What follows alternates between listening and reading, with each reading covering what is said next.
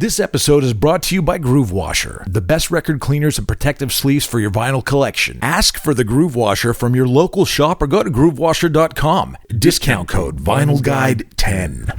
And now, on with the show. Hey, this is Chris Spencer from Unsane and Human Impact. You're listening to The Vinyl Guide. Well, hey everyone, it's Nate. Welcome to episode 346 of The Vinyl Guide, the podcast for record collectors and music nerds. And this week we have a very special guest, Mr. Chris Spencer of Unsane, Human Impact, and Lamb Unlimited. Now, many of you know Unsane is a phenomenal band. It's heavy, it's brutal, it pulls no punches, and not just with their music, but with their album covers as well, which are generally very heavy on the blood theme. Not for the faint-hearted, but it's a pretty appropriate packaging for the music that's contained inside. Now today, Chris talks to us about his musical history, the Unsane records, the collectibles, the singles, the amazing story of the improvised munitions test pressing, the controversial album covers, the upcoming reissue of the Unsane debut album, and that can be ordered now at unsane.bandcamp.com. There's no album title, it's just the self-titled, but we can just call it the Train Tracks album. And once you see the album cover, I think you'll know why. I get quite a few emails and comments online of people who want to know how they can help this show. People enjoy the podcast, and that just pleases me to no end, and people asking how they could help. Well, it's very easy. You can always join our Patreon community, patreon.com/vinylguide. You can pledge a couple of dollars per month, $5 or $10, whatever you can afford. I always put extra stuff up there. I put high resolution files. So if you want to help out the podcast, just go to patreon.com/vinylguide, sign up, and you can enjoy all the extras. Plus, if you want to go one further, you can always jump up on iTunes or wherever you get these podcasts and just give us a good rating. 5 out of 5 or 10 out of 10 stars. You can always say something nice. That is always appreciated. That's a huge help as well. And finally, you could always pick up something from our sponsors, especially Groove Washer, groovewasher.com, the best record cleaner out on the market. They've been with us for about 5 years now. I still use their product every day, and they're a great group of people who love their records just like we do. That's groovewasher.com. All right, and with that, I'm going to quit faffing around and let's get to the interview. Here we go with Chris Spencer of Unsane and Lamb Unlimited. Hey, how are you? I'm all right. How are you, man? I'm good. I hear you just got back off a tour. Was that your first post-COVID tour? How? Yeah, that was the first European thing. We've done with Unsane, with the new lineup, we've done like the early shit, and we played... we did like a New York show, and actually, Human Impact did do a short thing, but that was really when Omicron was kicking in, so it was really just painful. Like it was like middle of winter. I think it was February or something. We're heading out to Minneapolis. So why would you head out to Minneapolis in February? Yeah, I know. Not the best idea, but we had, I think it was like 5 different tours that were canceled and rescheduled, and so it's kind of like at that point we were kind of like, let's take what we can get, Mm-hmm.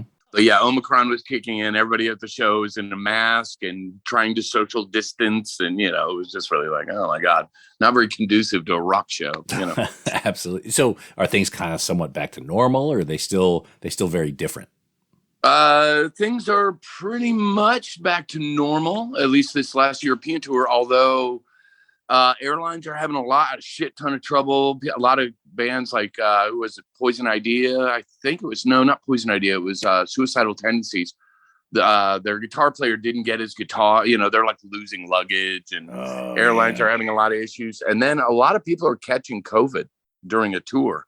So like our keyboard player, Jim, caught it, and we had to cancel the last 6 shows and just hole up in Paris for a week. But none of the rest of us caught it, just him. But I had it like a few months ago. Yeah. I'm getting ready to get on a plane next week, and I'm trying to avoid anyone who's got it. And it seems to be this whole other wave is hitting, and so I don't know. I feel like a recluse at the moment. Just So, look, it sounds like you may know a little bit about this show. On the Vinyl Guide, we celebrate records. We're collectors. We're nerds. In fact, speaking of Minneapolis, I don't know if you can see my screen here, but I just... Oh, yeah, I can. I just got this beauty from our friend Tom Hazelmeyer. Yeah. We look to celebrate vinyl records and physical form media and collectibles, that sort of thing. So I guess the first question, are you a bit of a record nerd? Do you have a record collection? I do. Yes, I do. I don't know if I'm really that much of a nerd, but I definitely like vinyl, and I got a bunch. And, I just kind of collect what I can when I'm on the road. I have a lot of shit from a lot of different bands we played with and stuff. So. Okay. Well, describe your collection. Like, what is it? Most of it is like ton of garage rock and classic, like Hendrix and all kinds of, like, as much live Hendrix vinyl as I can get for some godless reason. I started collecting that. And then just kind of newer shit, a lot of the bands I toured with and played with, a lot of AMREP stuff. And, there's kind of a lot of shit. So if you're diving into live Hendrix, then you've got a lot of boots and things like that. Oh, yeah. Yeah, totally. Yeah. So do you actively seek those out when you're in a new town? When you go to Minneapolis in February and you need warmth, do you seek out a record store? Go to the record store. Yeah, I mean, when I can. Tour, there's not a lot of time to be hitting record stores, but I try when I can. Okay. Do you have like a most precious record or a couple of records? If a fire broke out in the house and you had to grab a few records, do you know what those would be? Well, like my mother's original version of the White Album. Oh, okay. I know. Yeah, that's important. Pressing. I think I might be kind of bummed if I lost that one. So. Okay. So you grew up in a bit of a musical house, yeah? Oh, yeah, totally. What was that like? Like, what sort of music did you hear? Obviously, the Beatles. Yeah, my mom was really like Beatles, Stones, Cat Stevens, Carpenters, all kinds of 70s crap, Oh, believe me, that sounds a lot better than what my parents were playing. My dad was a big fan of polkas. Oh, wow. Awesome.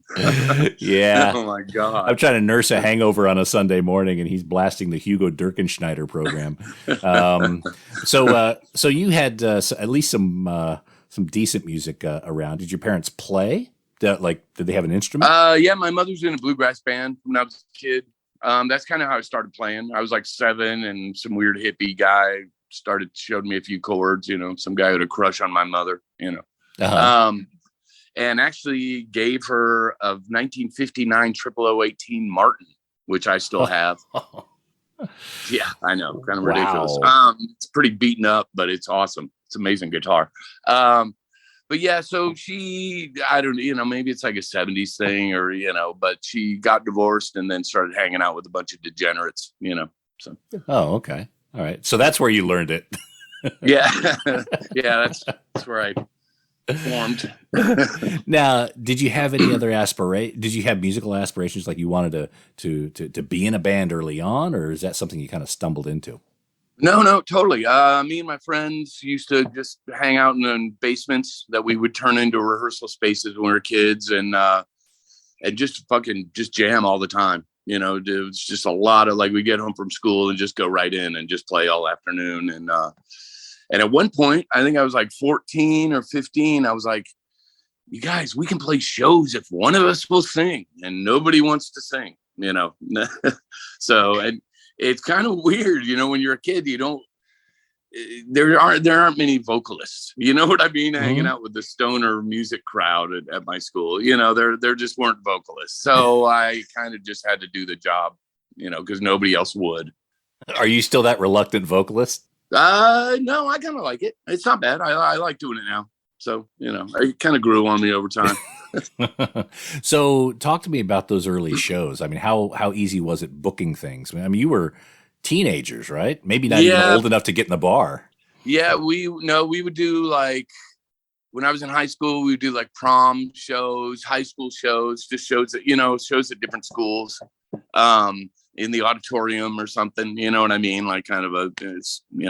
And then early on, when I was a kid, in New York, 18 was the age, drinking age, and nobody gave a shit anyway. So you could be pretty young and still get into bars and play and stuff, Mm-hmm.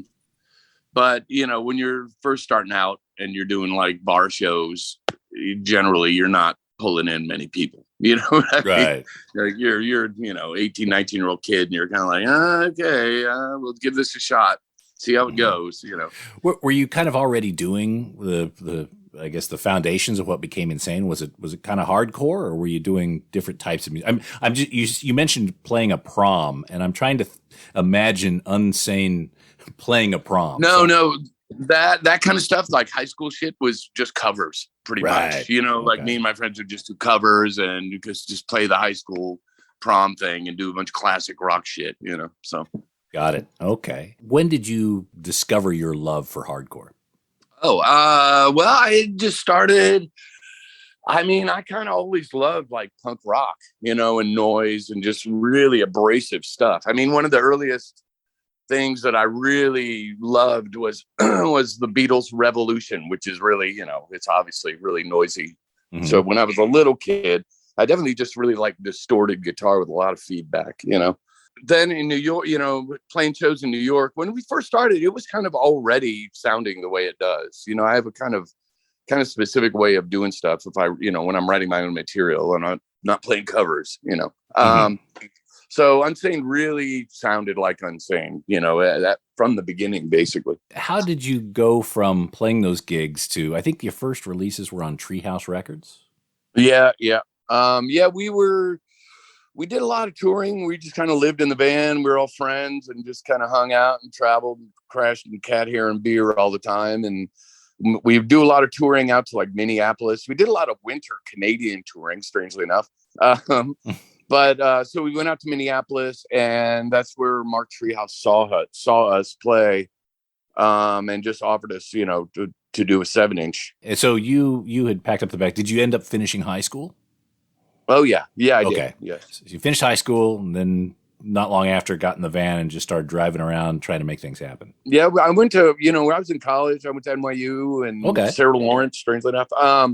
But the guys, when I went to college, it was kind of like, okay, my roommate, Pete, I could teach him some stuff on bass.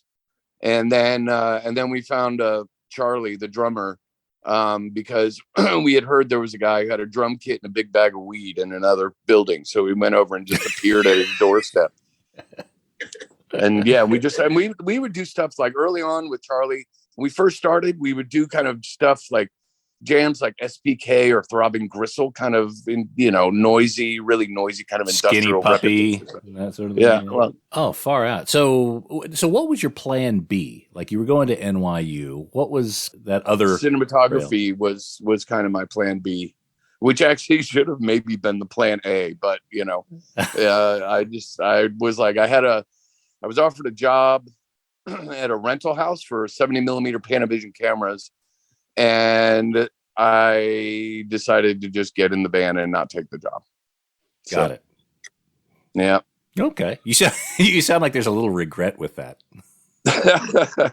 Well, I just, you know, there's sort of a, you know, are you going to do like something serious? Like I really didn't think Unsane is so noisy. I never thought like, I constantly asking myself, like, why would people even like this? You know? So like Pete, our bass player, used to be super psyched if we drove people away when we play live. Like he was totally into it. We were cab drivers out in Jamaica, Queens, or Nassau County, really. But so we kind of had a bad attitude already, you know? Well, so what you're saying is if you did take that job, then you may not have lasted long simply because you would have pissed someone off. Yeah, who knows? Who's to say, you know? So you connected Treehouse Records. There's a compilation called Burn, and then there was a 7-inch with This Town and Urge to Kill. Which came first? Urge to Kill and This Town was pretty much the first one, I'm pretty sure. Okay. Yeah, and then there was also some European label, Glitter House, had also offered us a 7-inch, so we did one with them too early on. Oh, okay. But we also, I don't know if you knew about it, but there was one record called Improvised Munitions, which was actually our first record. But it was kind of a full length. It was only like 7 songs. I think it timed in at like 28 minutes or something. But there was this guy, Ernie, at Circuit Records, who offers us a record deal. And so we just recorded that. He came one night at this club, the Pyramid, New York. He came up to me and gave me a test pressing and then just fucking vanished off the face of the earth right after that.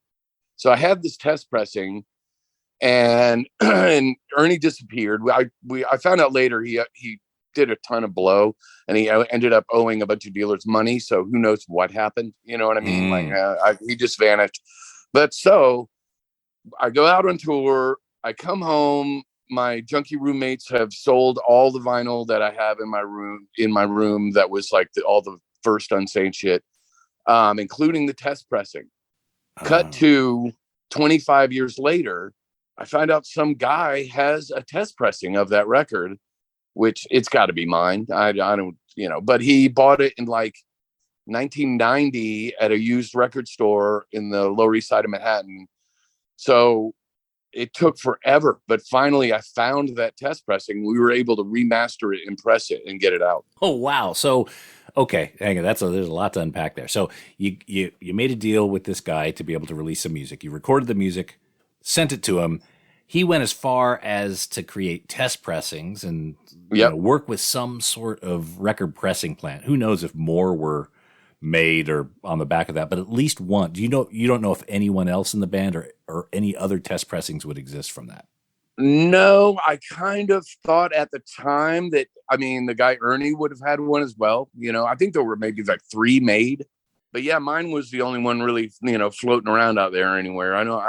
Ernie just vanished. And I spent years trying to find him. Now, normally test pressings are blank. There's no band name on them or anything.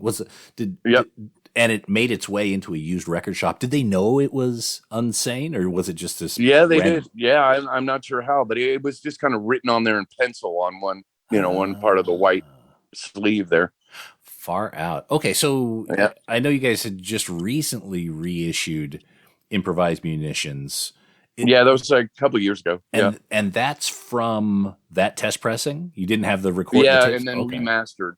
Yeah, so, because obviously if you're going to master from a vinyl, you gotta fix stuff up a little bit. So that's beautiful story. I love that. Yeah, it's kind of crazy. So, and that's on your label, Lamb Unlimited. Tell me a little bit about Lamb Unlimited. Lamb Unlimited was started a while ago. I had this other band called the Cutthroats 9. And me and a friend of mine worked, this guy, Alan, worked for alternative Tentacles for a long time. Mm-hmm. And then when he left, I had met him in Berlin somehow. And he had actually, offered to like run a label. So we kind of started it with Cutthroats. Did a couple of records, but didn't really go very far. He moved, he kind of vanished. He stopped helping me out with it. So we kind of shelved it for a while. But then during COVID, my friend and manager, Todd Cote, hit me up. He had nothing to do. So he's like, hey, why don't we try and get all your material back in your hands from all these different labels you've been on? So, I had tried it, but kind of gotten the runaround from a few of them. But generally, we're on labels that are cool people, like AmRep, Ipecac, and Matador, and everything, Right. But then there was kind of this period where Matador got bought up by, or became a subsidiary of Atlantic. So there was kind of this rough period in there where Atlantic had our shit, which they're hard to get through. You can't. But so long story short, sorry. Todd got basically everything back. The Total Destruction is the one that we couldn't get that Atlantic still has.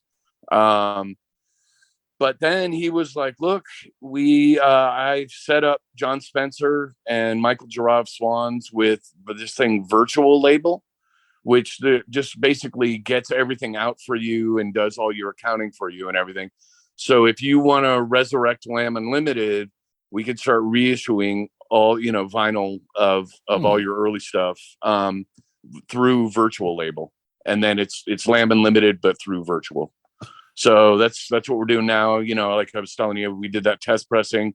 And now we're doing this first self-titled, which I think pre-orders start Wednesday, strangely enough. And that's the original Unsane, the self-titled with the decapitated head on the front. Yes, sir. Okay. Yep, sure is. That one sure sticks out on the record shelf, let me tell you.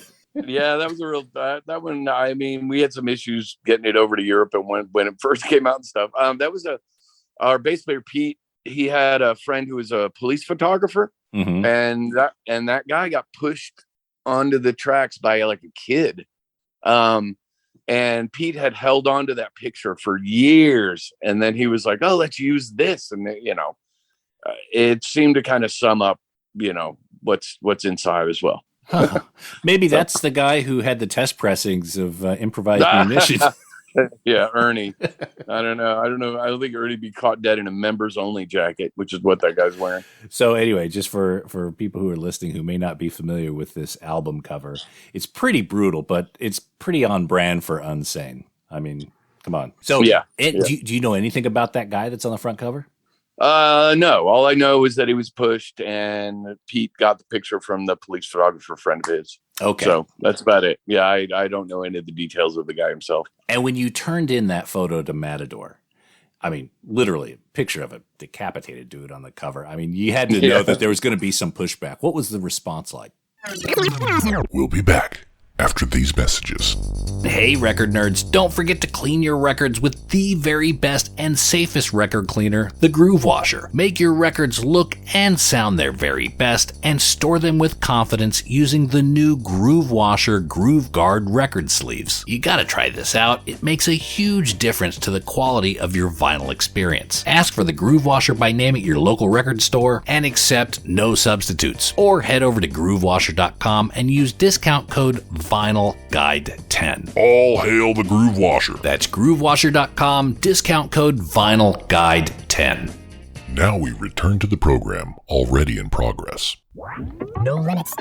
And when you turned in that photo to Matador, I mean, literally a picture of a decapitated dude on the cover. I mean, you had to know that there was going to be some pushback. What was the response like? They were cool with it. Yeah, there was from Matador. There was no nothing. They didn't mind at all. Because the singles, the Treehouse single just has the Zodiac letter on it. Yeah. And then the Glitter House had Pete with a shotgun with chocolate syrup all over him, which is black and white, so it looks like blood. But so we had kind of established that, there's going to be some kind of weird violence going on somehow. So they knew what they were in for. They knew what they were in for. They knew what they signed up for. This is a different level than the Zodiac and chocolate sauce, though. Yeah, that's true. Yeah. So you said that there were issues of it being shipped to Europe. What was the response to that? They're just custom stuff. They just held it up because it was so harsh. So they held on to it, and I think it got stalled out by maybe a month when we first sent it over. Okay. You wasn't like banned in different countries or anything like that? No, it wasn't banned. No, that would be awesome, but no, it wasn't. Well, let's get together, everyone, and ban this record. That's like being vinyl version of Cannibal Holocaust, banned in 30 countries. You could put that on posters and everything. It'd be great. All right. So you guys are getting ready to reissue this self-titled. I'm assuming it has all the same artwork. Any additional shots, outtakes? No. It's all the original stuff. It's remastered, so it really kicks up. It really delivers a lot better than the original. The original had kind of this kind of muffly sound to it, which I'm not sure how, it's just kind of the time, there was kind of a weird production thing at that time where like Wharton Tears was doing some Sonic Youth stuff and Dinosaur Jr. stuff and sounded really good, but it definitely could use a little sort of mid-high a tiny bit, So, and Andrew Snyder did it, who did like Blood Run, Visqueen. He's done a ton of Unsane records. So he kind of knew what I was looking for, And where can people order? It's on the Bandcamp? Yeah, Unsane Bandcamp. That's pretty much it. I mean, I'm sure there'll be some shipped out. I think Virtual is going to do some, some mom and pop stores and stuff. So right, okay, all right. And are there any limited versions, special colored versions? There's one that clear vinyl. There is a blood red version of Improvised Munitions. Okay. That's coming out too. But there's a clear vinyl with blood splatter red for the self-title, which is going to be awesome. I can't wait to see that. So you've now got access to, you said, all of your music except Total Destruction. Is that right? Yep. Okay. So you even have like the Sub Pop singles and everything. Yeah. We got everything. Okay. Excellent. All right. And is it the masters, the multi-tracks, everything? It really varies. It really varies. There's, we just kind of got the rights back. It's what format we're looking at. Like I had a bunch of DAT tapes and stuff for the first record when we remastered this and everything. So I had like the original DAT stuff for that. It just depends. Some will be possibly CDs. We'll see. Right. We'll see what we can get. I have a whole closet full of crap. So I kind of got to go through everything when we get to that record, Get to the next one. So even the stuff like the alternative Tentacles, Wreck, you've got, or is that still kind of under their control? No, we've got that. Yeah, the only one that we have not gotten back yet, which we will soon, I think. I think the time's basically up, is just the last one, Sterilized. Right. But that was 8 years ago or something. So yeah, I think or 2017, I'm pretty sure. So 5. AMREP just put out a reissue of Scattered, Smothered, and Covered, which I've got here in my hands with the beautiful Tom Hazelmeyer lino work or lino cuts. When he goes to put those out, it's just a conversation between you guys. Say, hey, let's do a special version of this. And no, Tom's a good friend. It's just we told him, we're getting all the shit, all my stuff back, and said, hey, if you want to, repress and do some of your stuff, we're totally cool with it, because we got a while before we can get to that one. It's going to be a few years, so. Oh, so you're going in order because you've got... Yeah, we're going chronologically. Oh, okay, yeah, because the Improvised Munitions reissue came... okay, yeah, it all makes sense. Are there still vinyl copies of Improvised Munitions and demos available? Yeah, there are. I think we're kind of waiting on those blood red ones that are coming out. Okay. So there's been some issues with pressing plants, Oh, yeah. I don't know if you're aware of all this. But that's been going on for, I don't know, 2 years now. So back to Scattered, Smothered, and Covered. That had a single off it, Scrape, which was the video, I think, of the skateboard wipeouts. Do I have my facts right there? Yeah. Okay.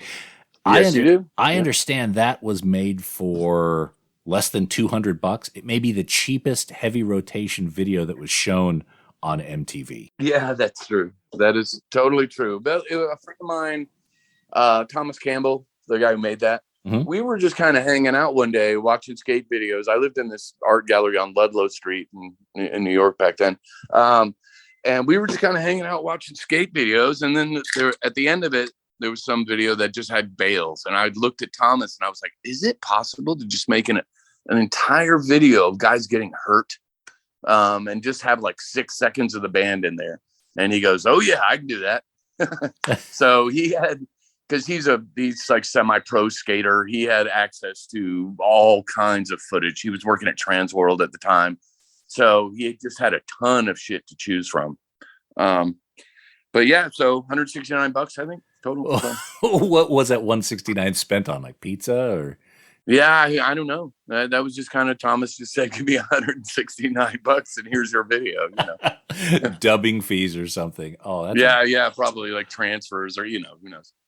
That's amazing. So, yeah, because I think the Van Halen Jump video was made for $550. So you guys have done it for a third of that. And... Yeah. No, there was apparently at that time, there was like Janet Jackson's management was furious because they weren't showing her video, but they were showing this punk trash, $169 video, all on heavy rotation. And apparently she was very pissed that she was not getting the exposure she wanted with her $500,000 video, Yeah, well, just get on a skateboard, Janet. That's what you got. Yeah. Yeah, good luck with that one. I also came to understand you recently wrote the liner notes for the reissue of Laughing Hyenas' Life of Crime. Tell me a bit about what that album meant to you. Well, I mean, that album is obviously awesome. And we did a lot of shows with them early on. Like the band would, when they came to New York, they generally kind of hit my apartment and just stay with us. Me and Charlie, our drummer, lived in the same apartment. But so I was just around them all the time, and they were a fucking serious live band. They were just incredible at that time. So when that came out, it really kind of put the exclamation point on the whole situation. You know, that record's really good, and they actually did them totally justice, I thought. So, you know, from having seen them live and just tearing it up every night over and over and over, and then to hear that, I was like, holy crap. So, you know, it's a really good record. So John stayed with you. Is he a good roommate? Is he respectful, or did he like drink all the milk? And it was, I don't want to incriminate anybody, but our house was something of a drug den at the time. Okay. Yeah. Well, artist colony on Ludlow Street. It's Aside from the improvised munitions test pressing, what is the biggest collectible of Unsane or Human Impact? I mean, I kind of see the very first pressing of This Town Urge to Kill as you know, that was like a Mark Treehouse thing. But he did this first one, which strangely enough, it's kind of hideous, but it's on like this peach paper. And I had him, I was like, well, when you repress, let's go with gray, you know what I mean? But that was that and the Vandal X Sub Pop single, I think, were both of those are kind of the, you know, those are ones that I personally, even after my junkie roommates sold all my shit when I was out of town, I went back and found those later, you know, specifically to have those. Yeah. Okay. Yeah, because I know with that single, if there were some different colors, I think the rarest one, the one I look for is the gold one, which I think there was a couple of maybe 200 copies or something. Yeah. Yeah. So there you go. Yeah, it's super limited. Yeah. And the Zodiac text on it, is that direct from Zodiac, or is that leveraging the Zodiac code to say something different? Oh, no, I just took the letter of the Zodiac and just put it on there, but then I changed the letters underneath in the middle, and it says songs that Zodiac taught me. Oh, wait a minute. Okay. All right. I can see this now. So I actually changed some of the letters on there, and it was funny, man. We got like, I mean, I lived in this crappy ass basement place on Clinton Street in New York at the time, like by the garbage and shit. But I was getting like, I got a letter with double postage and everything saying, I'm coming to get you. I'm going to kill you and blah, blah, blah, and all this shit. Which is somebody, I think, you know, doing a copycat of the Zodiac Killer. I couldn't imagine anybody wanting to come down into our gross ass basement and, you know, and kill us for using his letter, you know, so.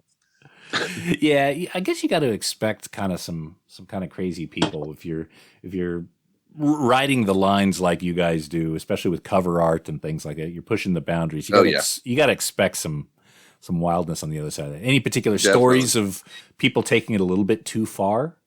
No, not really. I mean, I mean, there's the one, I don't know. Some of the shoots have been really weird because it's called a blood run, and I go buy a ton of blood, and then we go to different places in New York and just kind of hose shit down, and it's real blood. So it smells, and, you know, and you kind of set up the whole situation. And we've had to like run from the cops while doing that and that kind of crap. But nobody really, there's been no like weird adverse reactions to the artwork. You know what I mean? Nobody's like so manic about it that they're going to, you know, try and cut my head off or something, you know. Okay, let's go back to this blood run thing. I haven't heard about this. So you do a show and you get real blood and spray the crowd, spray everything. Is that No, it's not a show. Okay. No, I would get like, I had a bunch of photographer friends, worked at like the New York Post and all stuff. So these guys, get like 3 or 4 guys, friends of mine. And then I just go and I kind of location scout, try and find a spot to do it, and then go down there and just hose everything down with blood. And these photographers, I tell them kind of what I'm thinking of in terms of the framing and what the picture should hopefully look like. And then they just take as many pictures as they can until we got a bolt, which usually is probably about 10 or 15 minutes. Because it's just gross, you know? So, and people start noticing what you're doing. So we had to kind of get out. All the stray cats start showing up, and don't even lick in the sidewalk, you know. Dear Lord. All right, Chris, thank you so much for coming on the Vinyl Guide, sharing all those amazingly crazy stories about various recordings and cover arts and everything. Unsane is this band that I've always followed initially because I was just shocked. I had to pick up the record. This crazy photos and this big, bold, brutal logo. I knew what it sounded like before I heard it, and I was absolutely right and absolutely delighted. People go to unsane.bandcamp.com, pre-order the Unsane debut album, the one with the train tracks. You'll see it when you get there. There's also copies of Improvised Munitions and Demo, and if you could find a copy of the AMRAP Scattered, Smothered, and Covered recent reissue with Tom Hazelmeyer artwork, I'd highly recommend that as well. Of course, follow Unsane on various social medias, see them when they're live, and also check out Human Impact. Are you going to be doing more Human Impact touring over the year? Yeah, we will. Yeah, we got more stuff to do. We're doing the Unsane thing in October, November, and looking at doing a new Human Impact record. Oh. So we're going to get started on that pretty quick here.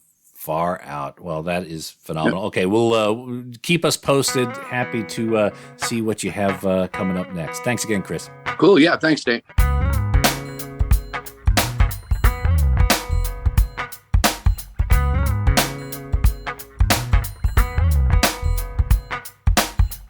That was awesome. Chris, you're welcome back anytime. Again, everyone, pick up a copy of the Unsane debut album on vinyl. The reissue is available now at unsane.bandcamp.com.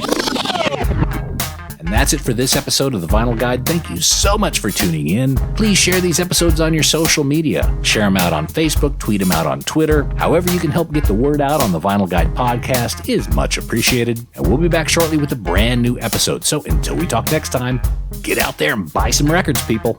Cheers. That's it for this episode of The Vinyl Guide. Send your thoughts to Nate at thevinylguide.com or follow or tag us on Instagram at Vinyl Guide. Until next time, keep spinning.